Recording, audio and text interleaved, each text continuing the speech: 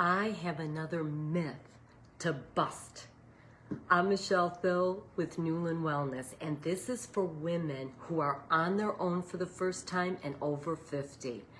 And today, let's bust the myth that going through a life transition, let's give the example today of divorce, is something that should be looked at as a failure, or that there should be any shame around it, or that it's the end. I want to help you see it from a new view. And to help me do that, I have a book that I just started reading, and it's from one of the mentors that I followed. I have so many people that I have followed over the years who have helped me on my own journey through divorce and my life as I move forward. And today it's Self-Help with Gabby Bernstein. And on page 40, I'm just going to read you a little bit because let's get it in Gabby's actual words here.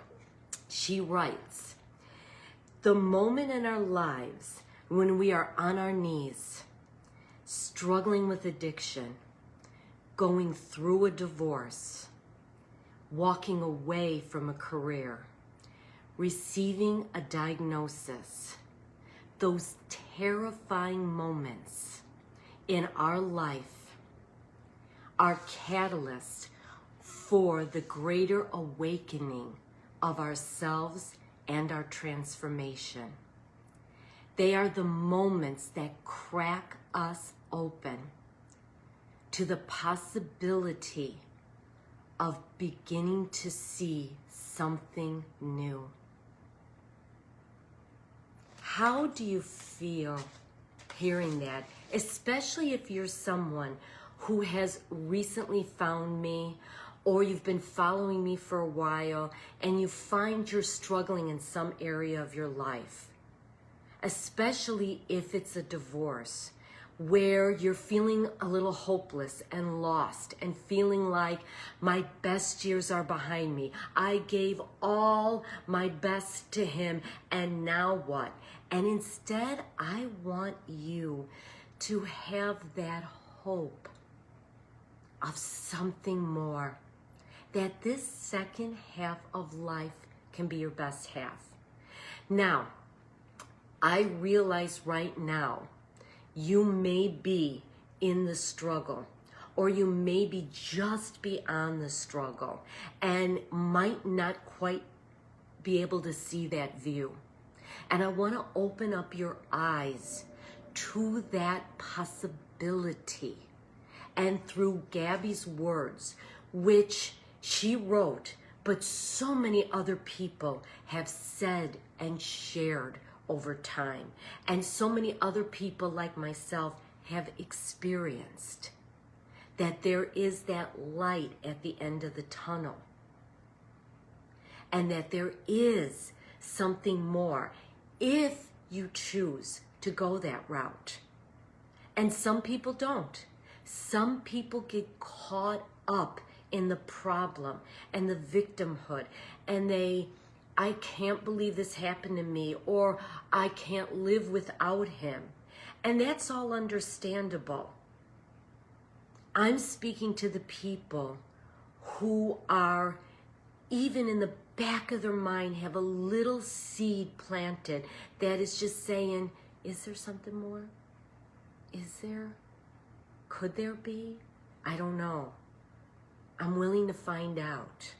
I'm willing to open up my mind and see if there is and what that might look like. The you that, right now, you have, I'm sure, people around you. And it could be, lawyers, family, friends, therapists. There could be, I'm sure, other people around you who are supporting you in what is happening right now, in that now, right? I'm here to support you in what now could be, where you now can take it. Life's going to happen. We can't stop the stressors of our lives.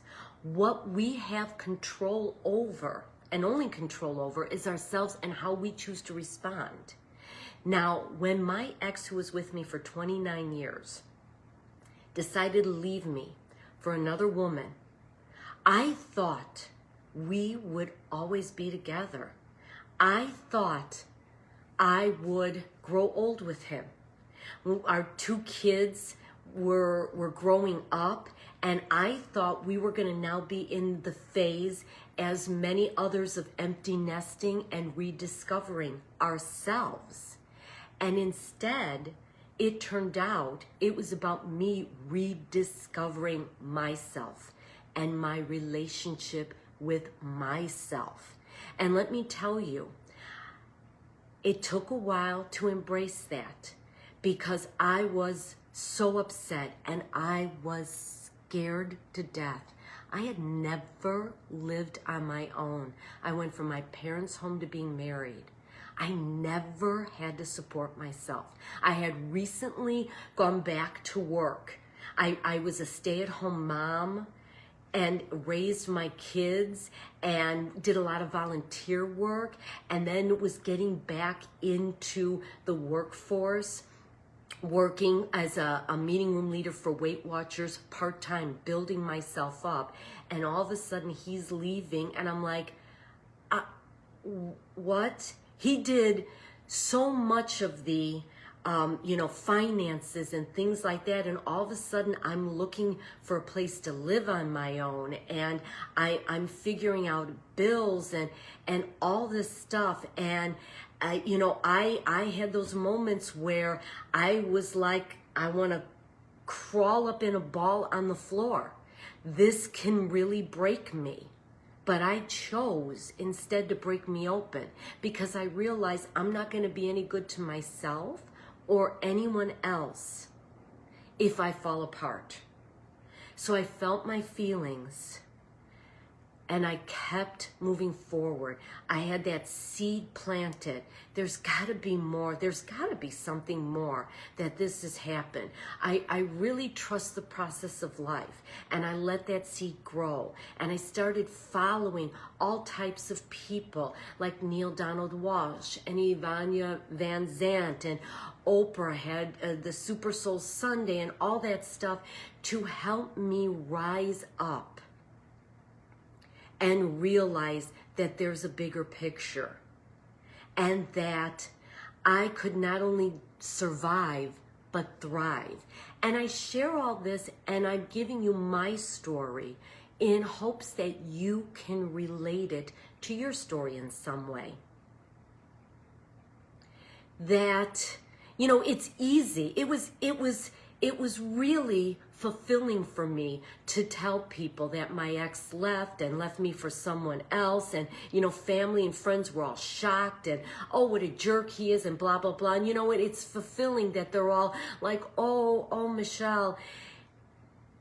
But really, as I dug into myself and my own evolution and growth, I realized that we were both going on different paths.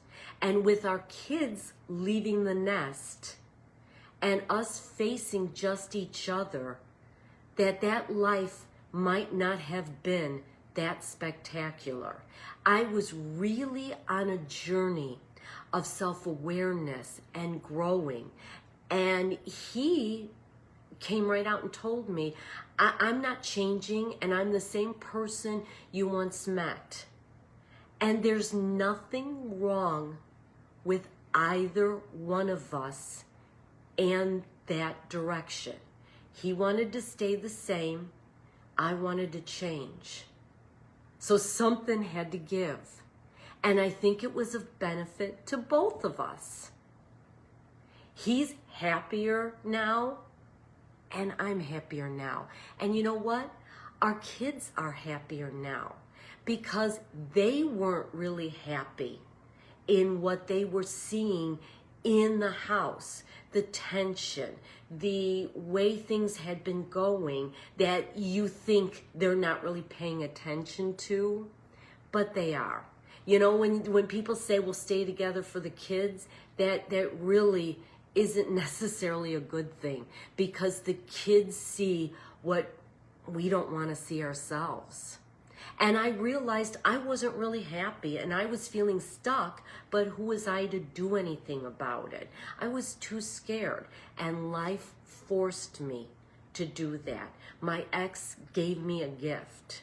And that's what I'm asking you to see, is this time in your life actually as a gift of a transformation and an awakening of who are you now when you're not identifying yourself with a partnership. What hobbies might you want to pursue?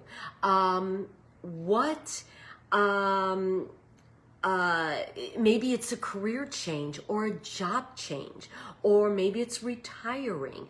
What relationships could you strengthen?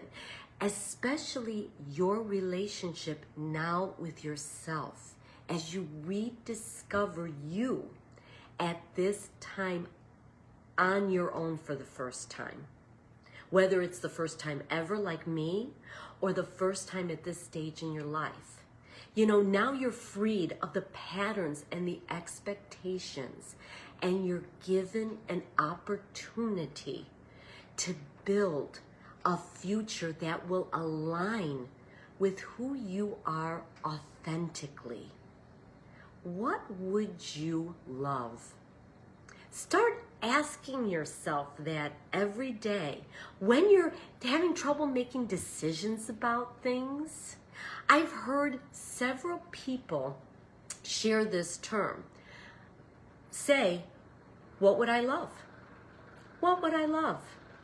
I've heard Peggy McCall say that. I've heard Mary Morrissey say that. Some of the other fabulous people I follow.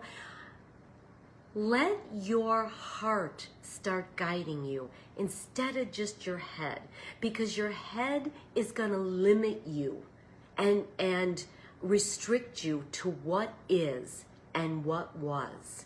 And your heart is going to open you to what now will be. Until next time, before I leave, I just want to say that if you like what you're hearing, if I resonate with you, then please subscribe, like, and follow me for more. I also have a monthly community where we gather and support each other and gain a lot of wisdom and insight. In fact, we had a meeting last night and one of our members shared that this time in life really she didn't view as an ending, but as a completion. I love that. Think about that. You know, the life I had with the kid, what I miss most about being married, truthfully, was the family unit. Can you relate? You know, the four of us under that one roof. But realistically, that was changing. That portion of our lives had come to a completion, with my kids now both in their 20s and both looking to go out on their own.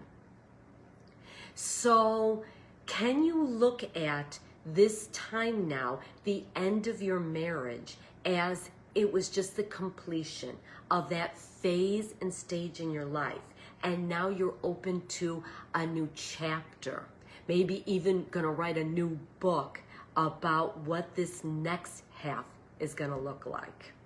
So I do have this community. I'm going to put in the link if you're interested in checking it out, finding out more about it.